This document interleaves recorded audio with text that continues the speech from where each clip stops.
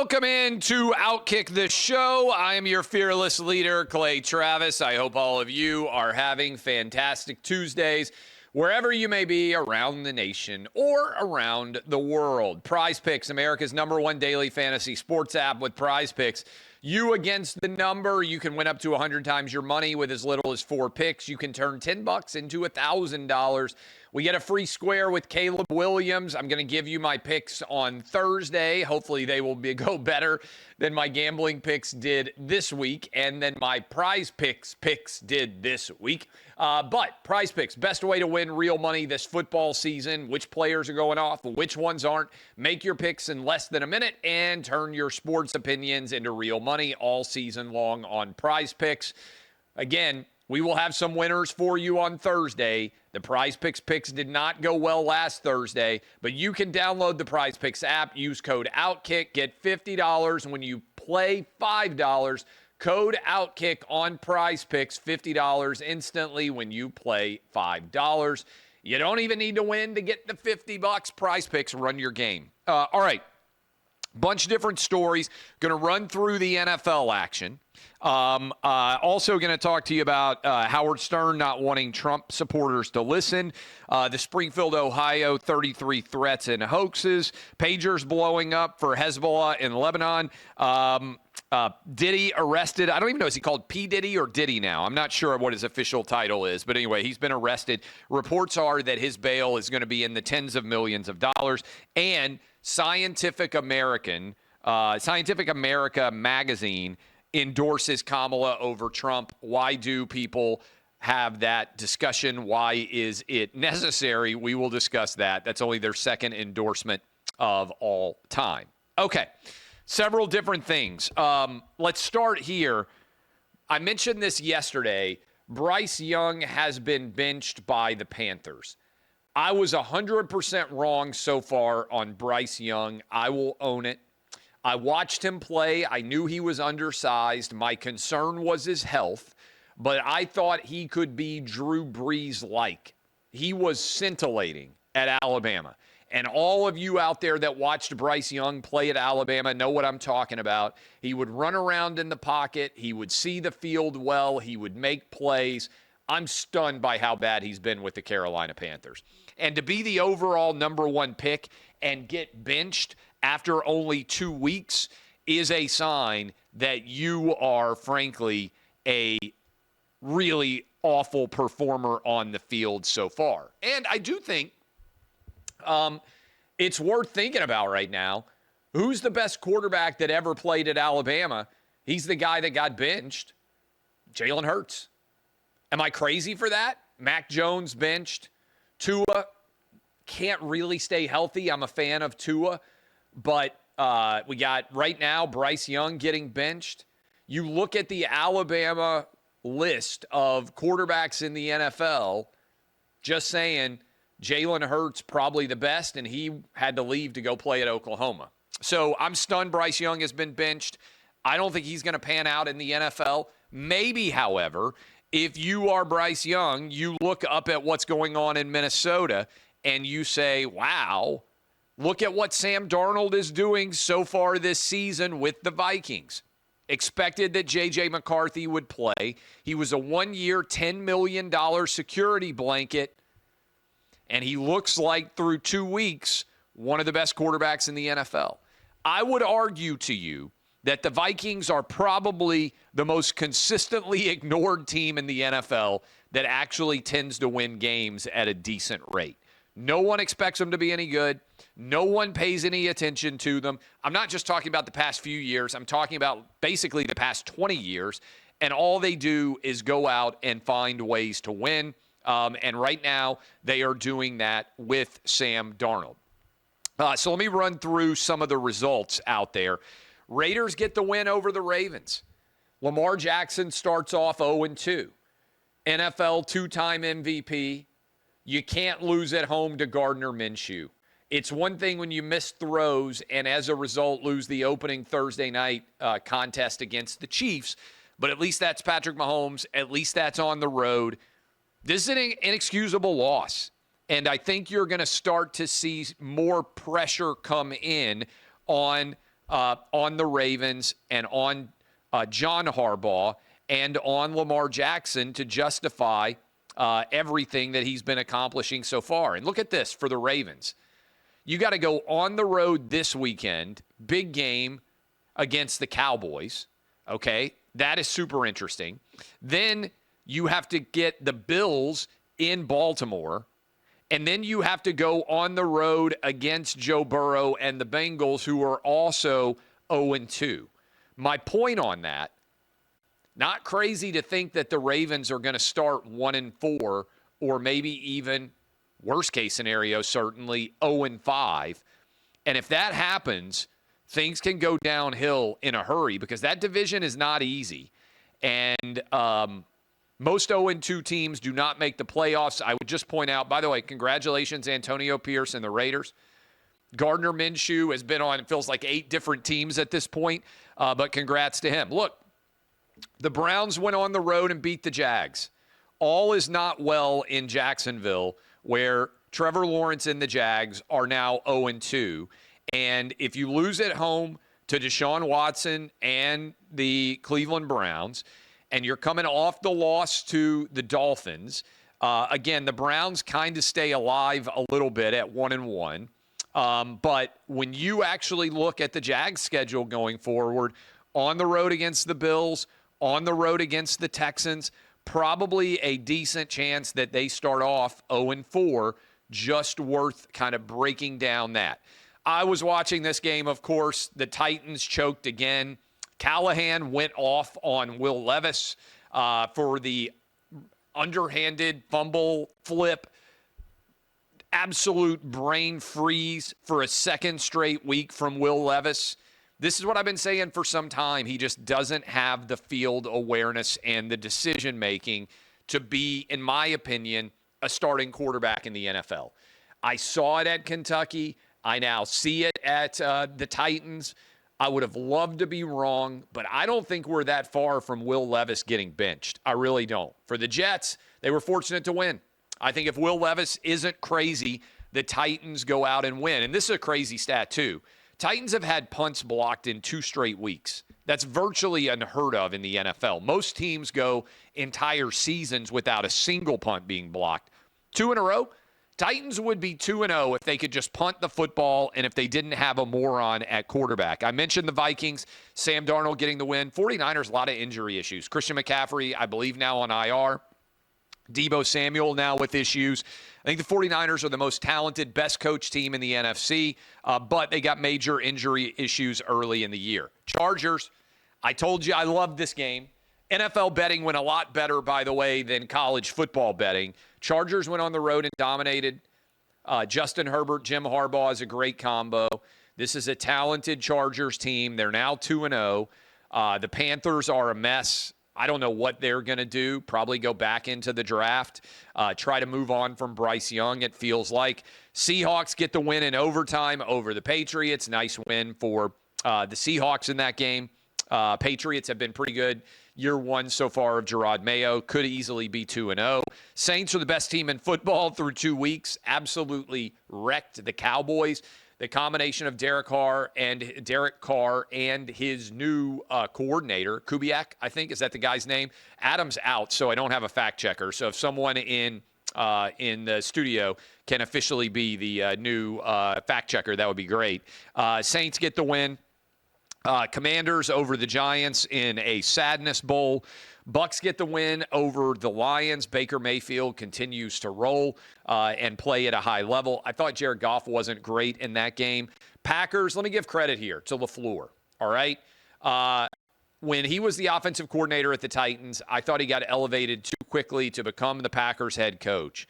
But what he did to win a game with Malik Willis, who's only been there for a couple of weeks, who anybody who watched him play for the Titans saw significant issues with him, for him to go out, LaFleur, put together a brand new game plan, having to travel back from Brazil after Jordan Love got injured to put together a game plan that was able to beat the Colts. Phenomenal coaching job. Packers are coming here this weekend, and I think they may well find a way to win. even with Malik Willis, which is going to raise a lot of pressure. Cardinals, Marvin Harrison Jr., hello. A couple of big-time plays from him. Kyler Murray and Marvin Harrison Jr. looks like a great combo. Rams have major injury issues, fading fast there. Steelers, doesn't matter who they put in at quarterback. They can't score points, but they got a really good defense. Go on the road and beat the Broncos. Chiefs get the last-second win with much maligned kicker for the Chiefs, Harrison Butker, lining up and nailing the kick for the win on the final play. And the Texans get the win over the Bears. Last night, incredible props to Kirk Cousins. That drive in the 2-minute window was one of the most precise, incredibly executed drives that I can remember ever seeing in a 2-minute window. Kirk Cousins was dialed in, found open guys, completely exploited the Eagle defense.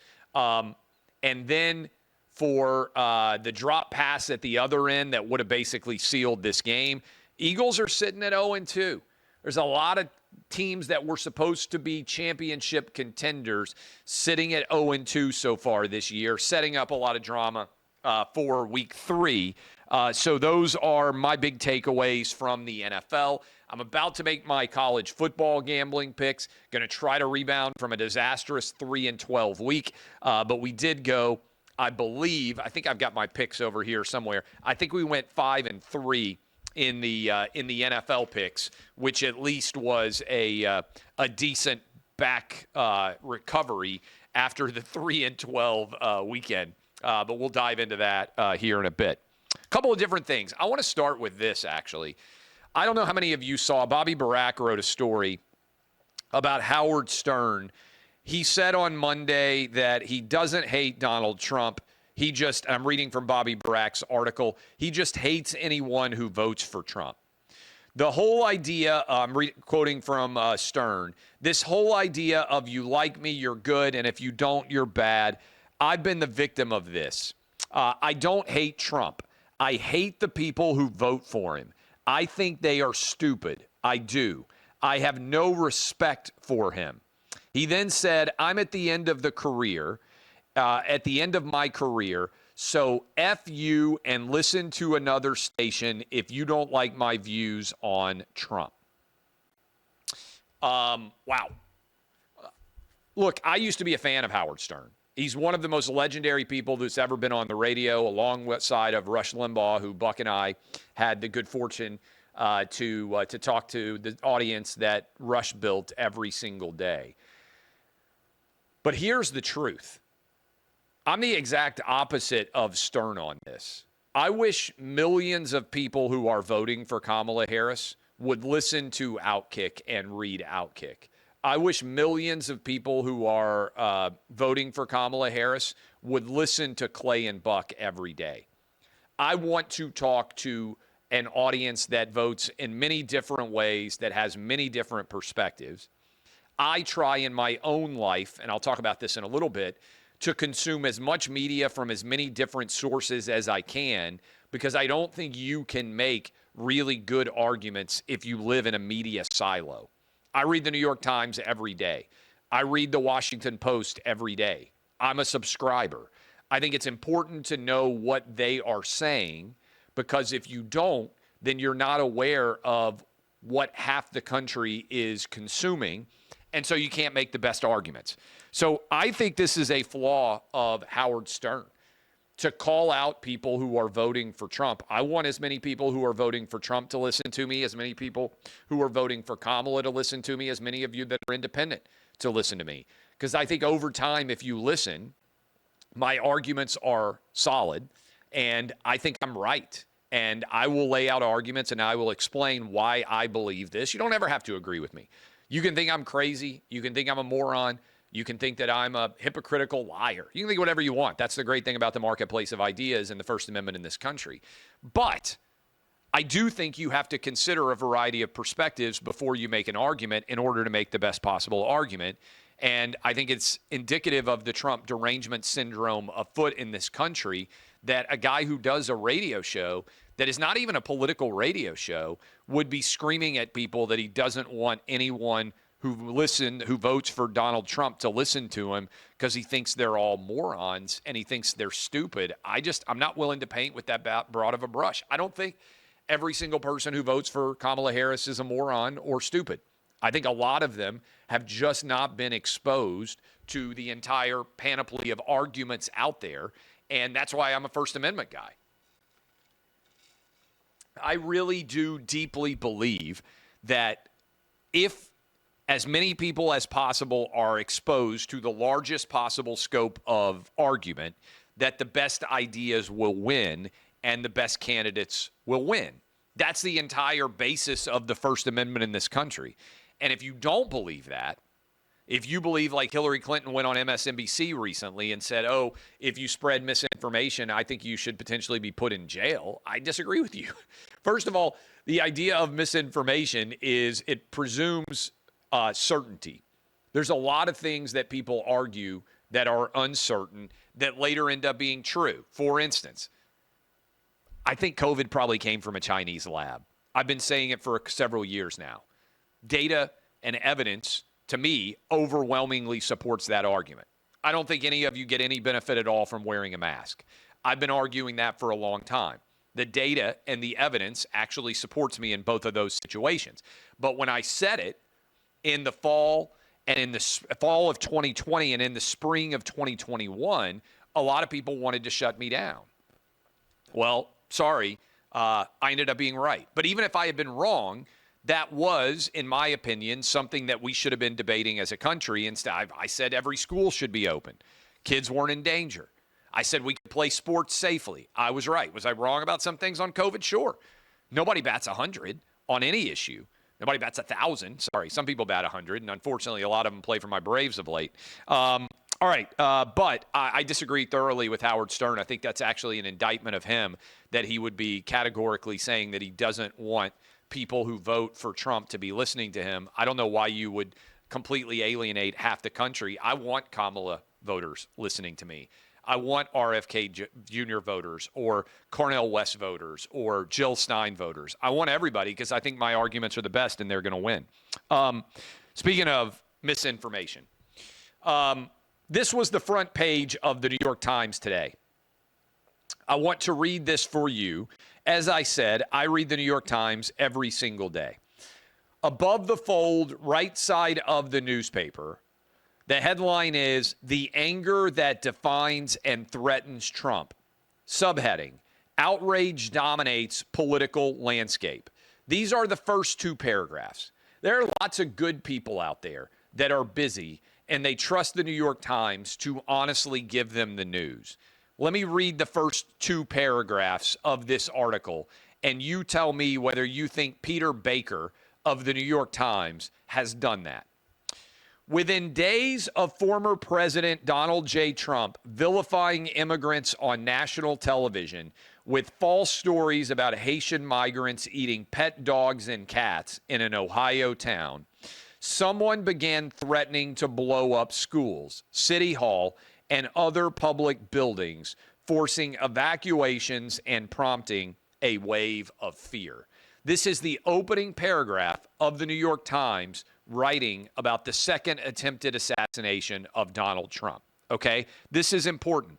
The governor of Ohio yesterday, Mike DeWine, who is no big fan of Trump, said all 33 threats and hoaxes directed at schools, City Hall, and other public buildings were actually foreign-influenced hoaxes. All 33 were completely made up. So the idea that you would treat this as a real story has been totally erased based on what Governor DeWine said. I would be very surprised if the New York Times even covers that. If you're busy and you're just sitting down and reading what the New York Times put out, you have read, to a large extent, an entire paragraph of misinformation, okay?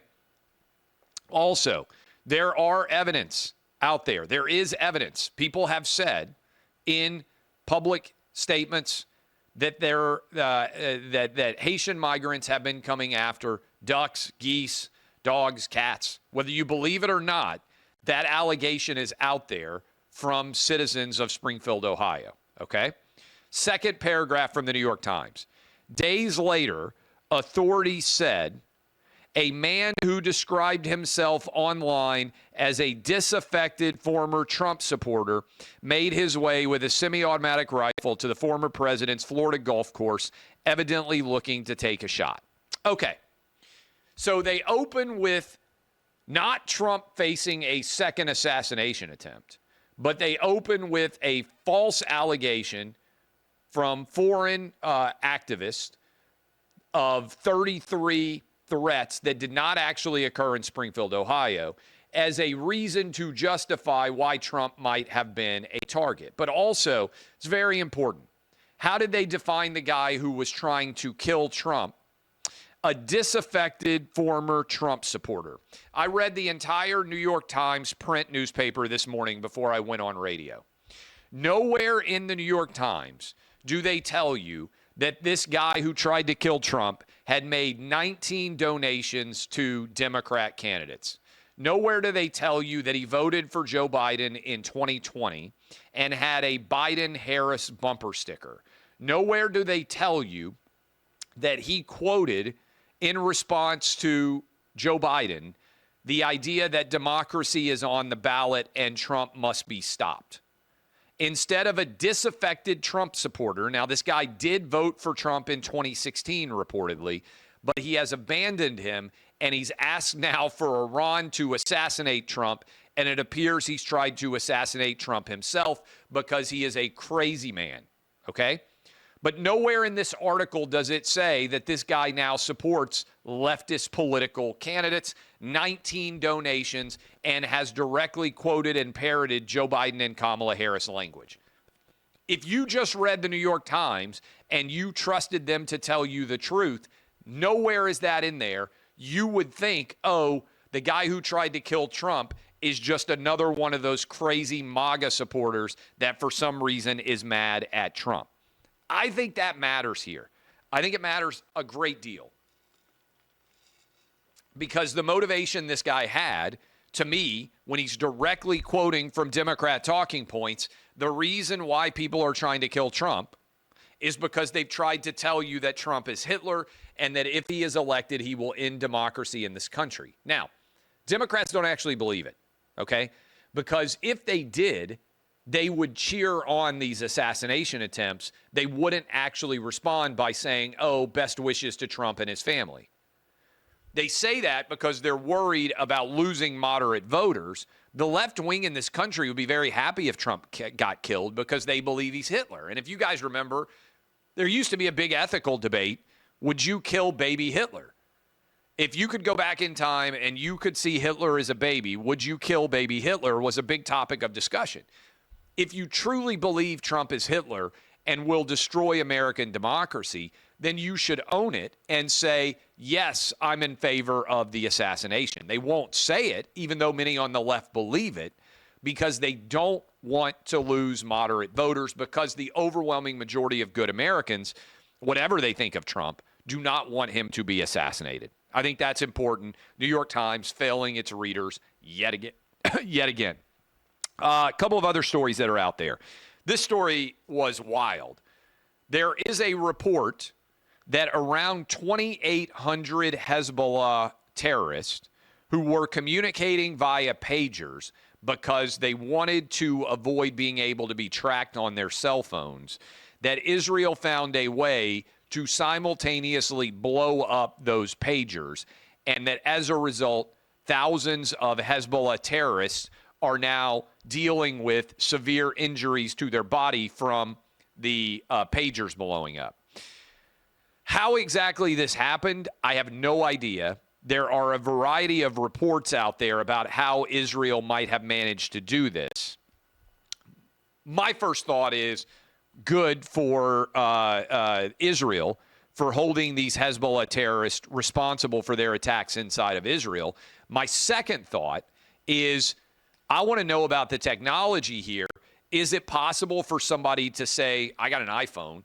Is it possible for, say, somebody to overload the circuitry on the iPhone and cause our iPhones to explode in our pockets like the pagers did, has me a little bit nervous. Or did Israel manufacture these pagers in such a way that there's something that they were able to uniquely put inside?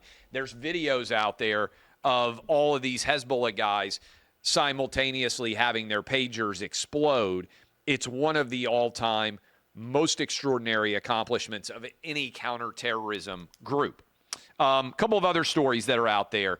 Puff Daddy, P. Diddy, I don't even know Diddy. I'm not sure what he's called now, but he has been arrested in New York City and charged with a variety of felonies, such that his bail is going to be in the tens of millions of dollars.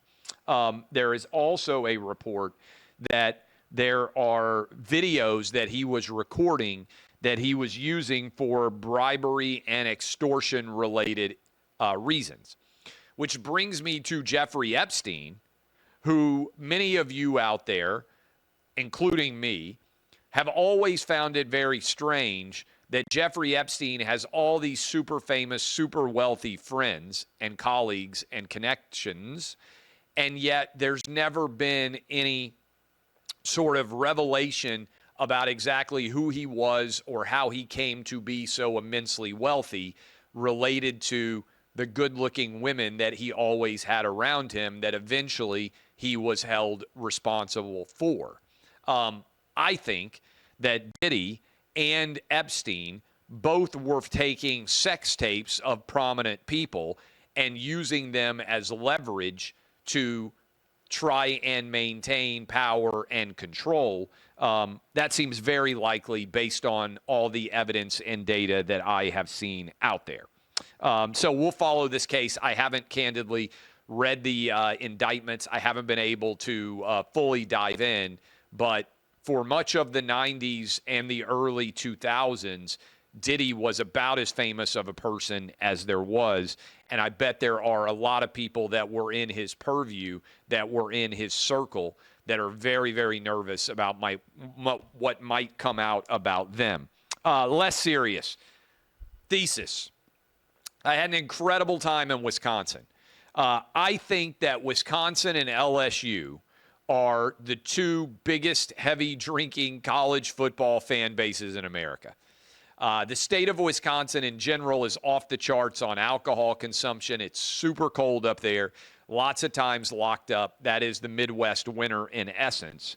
LSU in the SEC, I've never seen any group drink like LSU fans do. I know they played a few years ago in Lambeau Field.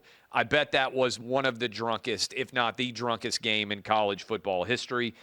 Only other consideration, Georgia, Florida. I've been to the cocktail party a ton, but I actually think Wisconsin and LSU in general, their fan bases drink more than Florida and Georgia, although I do think it's fair to say the Florida-Georgia game might be the drunkest single game on average every year in college football. Finally, Scientific American magazine has endorsed Kamala Harris. It's the second endorsement that this magazine has felt compelled to make in its 179-year history. The last endorsement they had was for Joe Biden. Now they are endorsing Kamala Harris. Why? What has Kamala Harris done that you look at Donald Trump, if you were truly being honest and not just a victim of Trump derangement syndrome, what has Trump done and what has Kamala done such that you have to have a magazine that has nothing to do with politics decide to endorse a political candidate for a second time, both times anti-Trump, no matter who the candidate was? I think they would have made that choice. Look, we just had Dr. Marty McCary on the show. I am of the opinion that science should be, much like the First Amendment, filled with a variety of perspectives, and you should be challenging consensus all the time. I think we would have been far better off if more people had challenged shutting down schools, shutting down businesses, making people wear masks, social distancing by 6 feet, the COVID shot. I think if all those things had been challenged, we would be far better off as a country. The history of science, if you study it, is actually of scientists being incredibly wrong about almost everything. And when they are initially challenged, they try to shut down anyone who challenges the conventional authority. Go back and study history. This is the truth. So I'm actually skeptical anytime science lines up and says, this is the answer, you cannot challenge it. I think we need robust, uninhibited debate. I think many things that we consider to be conventional scientific wisdom today will actually look crazy 100 years from now. Why do I believe that? Because that is the entire history of science in America. It wasn't very long ago that if you got sick, they decided to bloodlet you. That is, they would bleed you because they thought that that would make you safer. It wasn't very long ago that doctors said it was crazy to sterilize saws and medical instruments and that there was no danger associated with blood because everybody was dying, not because of viruses and everything else, of bacteria and of all these different sicknesses and illnesses. It wasn't very long ago that nobody believed that typhoid. Go read the Ghost Map, great book, about how cholera epidemics spread. People thought it was in the air, that you breathed it, not that it was in the water, right? The history of science is actually replete with scientists getting everything wrong. Remember, they thought that Columbus was going to sail off the side of the world. They believed that America was the center of the universe, not that the sun was the center of the universe. And if you challenge these things, they actually oftentimes killed you or locked you up or restricted your ability to share the truth. All of these things are only combated by people willing to challenge conventional wisdom. Having a magazine actually say, oh, you should go vote for Kamala Harris, that is supposedly focused on science, just further convinces me that we have much of the world embrace the antithesis of science, which is believing that the quote-unquote experts know everything and that anybody who questions them is a moron and shouldn't be allowed to ask any questions at all. I disagree. I think much like with the First Amendment, rigorous debate and true analysis of conventional wisdom is the only way to advance the human species and the human race. All right. I love all of you. I'll be back tomorrow. DBAP unless you need to SBAP. I am Clay Travis, and this has been OutKick, the show.